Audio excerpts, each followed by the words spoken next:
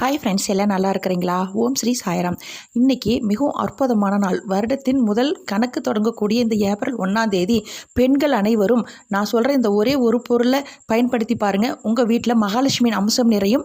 அதே போல் பூஜை அறையில் இந்த ஒரு பொருளை வச்சு வழிபட்டுட்டு அதை நான் சொல்லுவது போல் செய்யும் பொழுது உங்களுக்கு செல்வம் பல மடங்கு பெருகும். அதே போல் ஒரே ஒரு மந்திரம் சொன்னால் போதுங்க.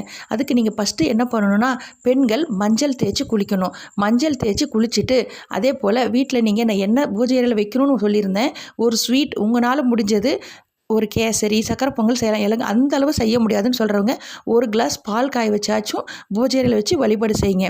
அதே போல் அப்போ நீங்கள் ஒரு கைப்பிடி அளவு நாணயம் எடுத்துக்கோங்க. ₹1, ₹2, ₹5 நாணயம் எடுத்து உங்கள் கையால் அந்த பெண்கள் மகாலட்சுமியின் அம்சம் நிறைந்த பெண்கள் அந்த ஒரு கைப்பிடி அளவு நாணயம் எடுத்து ஒரு தட்டு, சுத்தமான தட்டில் அதில் வச்சுருங்க.